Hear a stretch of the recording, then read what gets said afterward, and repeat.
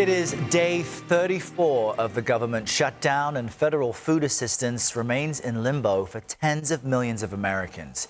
A fresh new CBS News poll finds Americans blame President Trump, Democrats and Republicans almost equally for the shutdown. In a 60 Minutes sit-down interview with CBS News' Norah O'Donnell, the president slammed Democrats. What are you doing as president to end the shutdown? All we're doing is we keep voting. I mean, the Republicans are voting almost unanimously to end it, and the Democrats keep voting against ending it.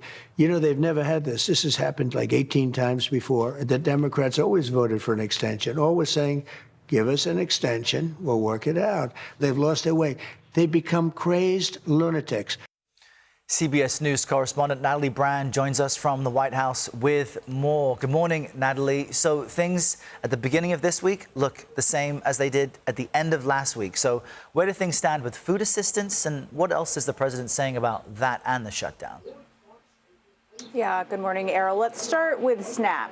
Two federal judges overseeing two separate lawsuits on this matter have both ruled that the Trump administration has to tap into contingency funds to pay for SNAP benefits for, more than 40 million Americans. And in one of those cases, the judge went as far as to order the USDA to distribute the funds and report back to the court by noon today. So we could have an update a few hours from now. Now, on social media, President Trump said, quote, if we're given the appropriate legal direction by the court, it will be my honor to provide the funding, just like I did with military and law enforcement pay. But the president also faced some backlash over the weekend by Democrats and critics after he hosted a Great Gatsby-themed Halloween party at his club in Florida, Mar-a-Lago, just hours before these SNAP benefits were set to expire. And on the shutdown overall, you heard in that clip with Norah O'Donnell that he is still urging 5 Democrats to vote with Republicans to pass the GOP short-term funding measure. And he also said, if they don't do that, he wants Republican leaders to use the so-called nuclear option, eliminate the filibuster, which would mean that legislation in the Senate could pass with just a simple majority. Important to note that Republican leaders, including Senate Majority Leader John Thune, have been opposed to that. It would fundamentally change, Errol, how the Senate operates. And Natalie, on another topic, in his one-on-one with Norah, President Trump defended the immigration raids we've seen take place across the country, despite some of the alarming footage of them. Tell us more about that. Yeah, he was asked specifically by Norah some of the tactics used by ICE officers after, video has surfaced of an agent tackling a young mother, tear gas being used. Here's part of that exchange. Take a listen. Have some of these raids gone too far?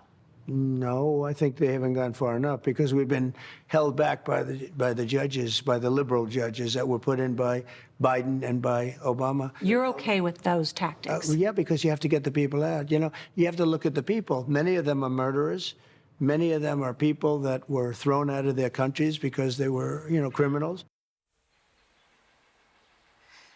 Now, the administration has said time after time it's going after the worst of the worst. Norah also pointed to examples of, landscapers being arrested or people without a criminal record. And she asked him if that's his intent, to deport people who don't have a criminal record. And he said you have to start with a policy, and that policy is if you enter the country illegally, you're going to be deported, Errol. And we'll be showing more of that interview throughout the day. Natalie, thank you. We have more for you now from our new CBS News polling on the government shutdown, which also found Americans' feelings towards it are getting worse. And people are upset with how lawmakers are handling all of this. 73% of Americans said Congress is not working to end the shutdown. Anthony Salvanto looks at the growing disapproval ratings and economic concerns people have.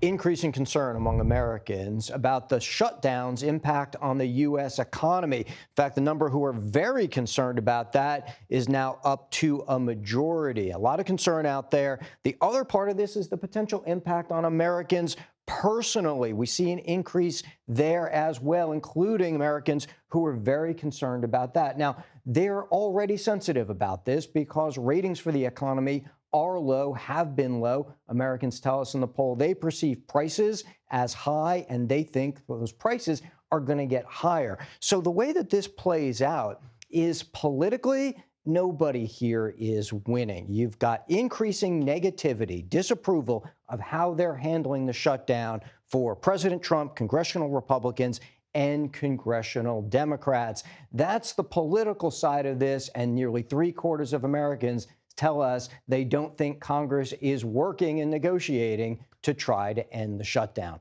That's the latest from the CBS News poll. I'm Anthony Salvanto. All right, Anthony, thank you for that.